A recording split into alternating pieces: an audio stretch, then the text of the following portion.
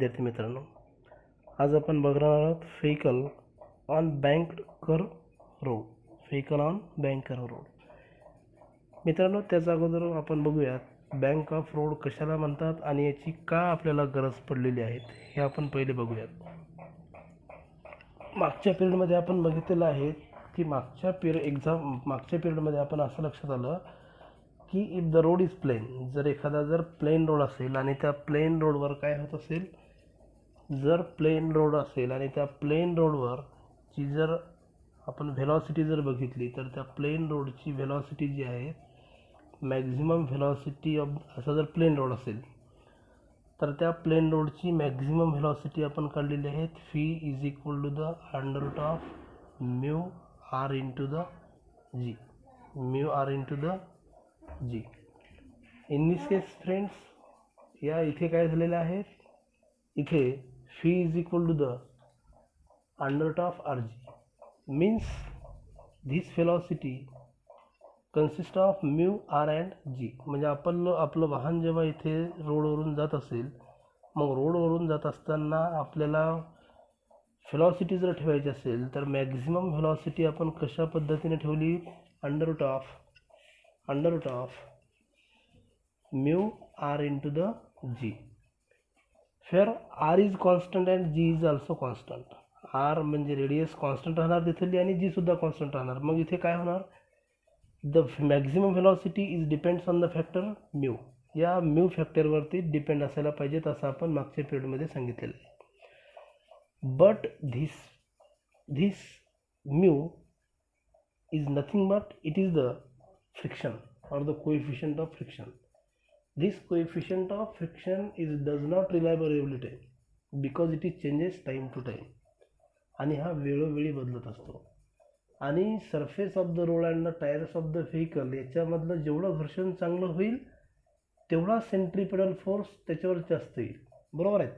म्हणजे जेव्हा आपण कर्व्हेचर रोड असा घेऊन जाऊ, कर्व्हेचर रोडवरून आपलं वाहन असं घेऊन जाऊ, तेव्हा त्याच्यावर जेवढा सेंट्रिपेडल फोर्स जास्त येईल तेवढा आपण सेफली ड्रिव्हन तिथून सेफली जाणार. बरोबर आहे.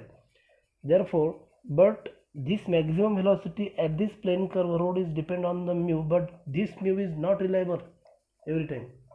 हा जो फ्रिक्शन फॅक्टर आहे हा नेहमी करता विश्वासू राहतो का नाही, इट इज चेंजेस. हा कधी बदलतो, Wien the road is oily. जर रोड ऑइली असेल तर तेव्हा तो चेंज होतो. Wien the surface of the road is plain, then does not produces the necessary friction. Or if the surface of the tire is plain, then again maybe chances of the vehicle does not produce the necessary friction, and so that what happened, our vehicle is skidding away from the road. मग तेव्हा कमी ना आपलं बघा, याच्यापेक्षा जर जास्त velocity झाली तर हा म्यू विश्वासू राहत नाही. In the rainy season if the road is oily or the surface of the tyre is plain, then what happen, this mu is does not reliable. Then what happen, then the maximum chances of our vehicle skidding away from the road. To avoid this danger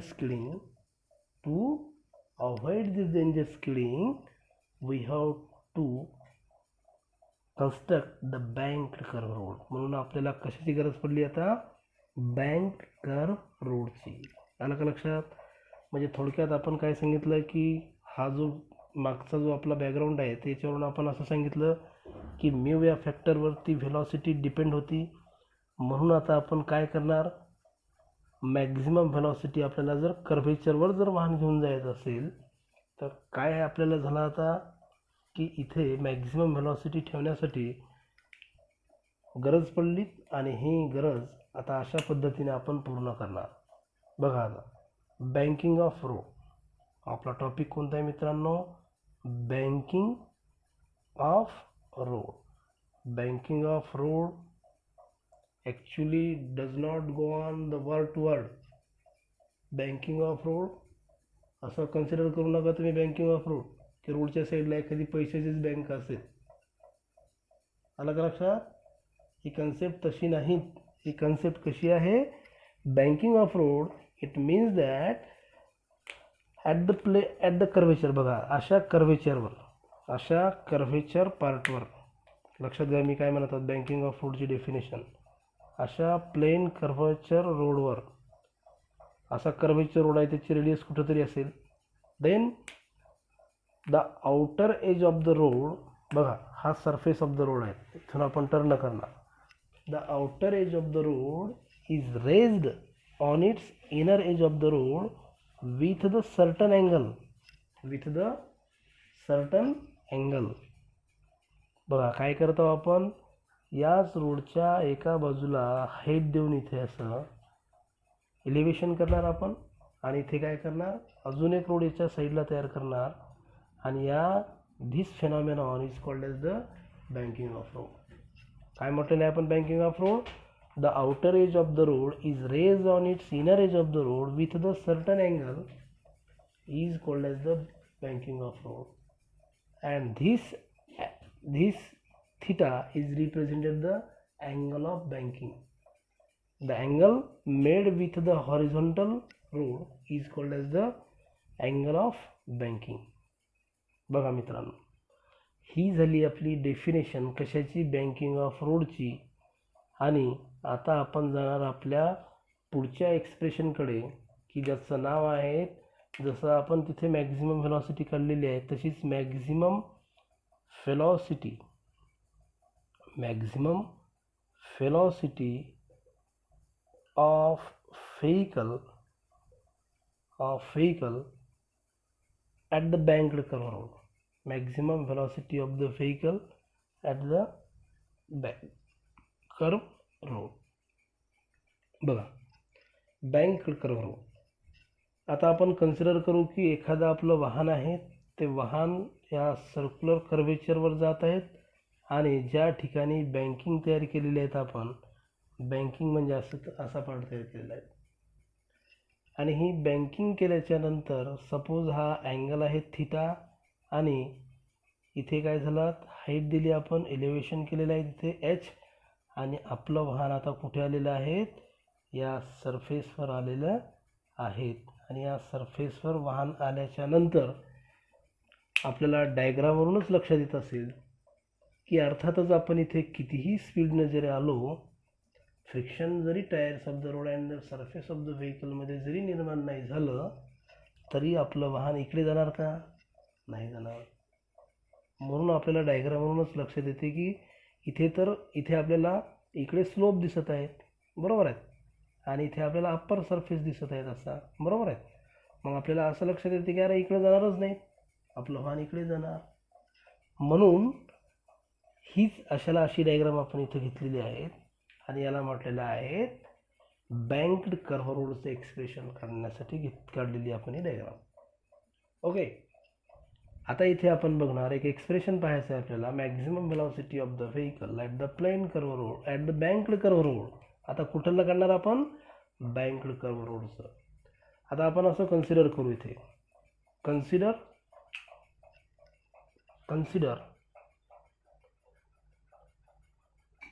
a vehicle of mass small m,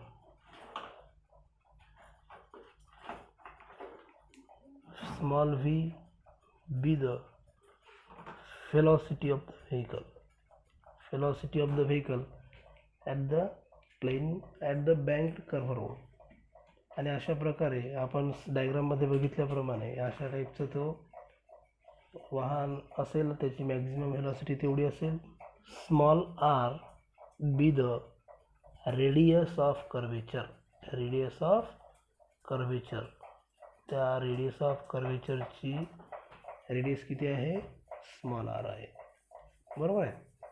आता इथे काय होतं की when the vehicle is at the banked curve road, म्हणजे जेव्हा टर्निंगवर किंवा banking केलेली आहेत अशा ठिकाणी जेव्हा आपलं वाहन जाईल तेव्हा नेमकं काय होत असतं, आपलं वाहन इथे गेल्याच्या नंतर तिथे दोन फोर्सेस तयार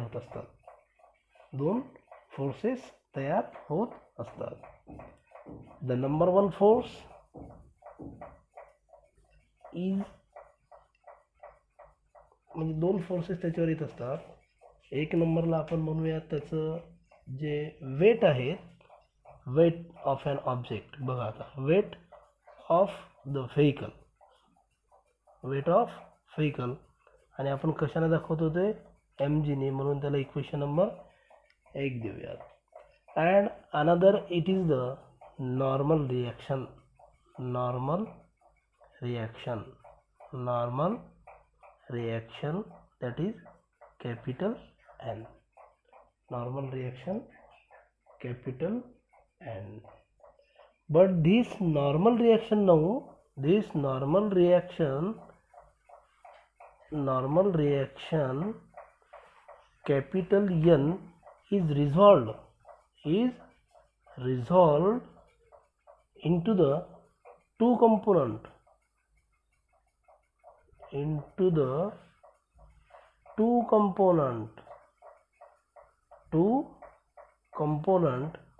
that is number 1 n cos theta and number 2 n sin theta. The component, this normal reaction बघा, and this normal reaction is perpendicular to the, perpendicular राहिली आहे कशाला, या बँक सरफेस ऑफ द रोडला, आणि जी एन साइन थिटा आहेत या direction आपण दाखवलेले आहेत की इथे जर सेंटर असेल तर त्या सेंटरच्या दिशेने दाखवलेले आहेत.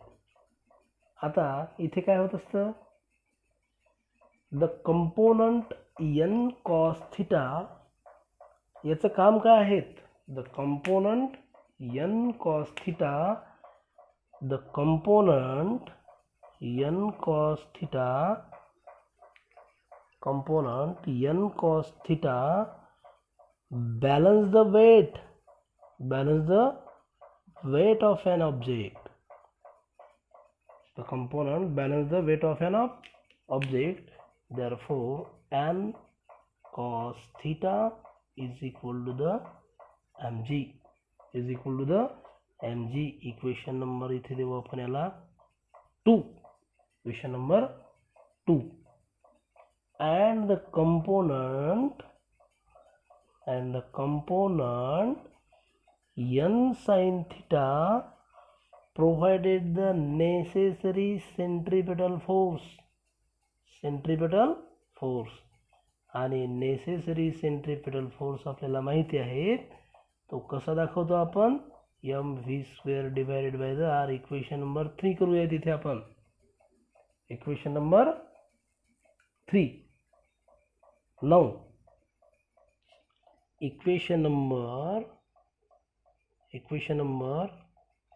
3 divided by the equation number 2 करूयात आपण इथे आता. म्हणजेच काय होईल, इक्वेशन नंबर 3 कोणतं आहे आपल्याकडे, n sin theta is equal to the mv² divided by the r, आणि दुसरं कोणतं आहे डिवाइडमध्ये याच्यास n cos theta divided by the mg, divided by the mg. Now n get cancel, sin theta divided by the cos theta म्हणजेच त्याला काय म्हणतात tan theta, आणि इथे काय राहिलं मित्रांनो, इथे mm get again cancel. therefore v² g divided by the r, अशा पद्धतीने इथे रिमेनिंग राहिलं. आणि फायनली असं म्हणतो आपण, म्हणजेच इथं काय राहिलं, tan theta बरोबर इथं काय राहिलं v² g divided by the r. आता याला सगळ्याला ट्रान्सफर करू आपण इथे, म्हणजे इथं काय राहील मित्रांनो, सॉरी हा जी इथे याच्या डिनॉमिनेटरमध्ये राहील, जी इथे राहील, हा जी सोबत राहील. ह्या आर जीला इकडे पाठवलं तर v² is equal to the R G tan theta.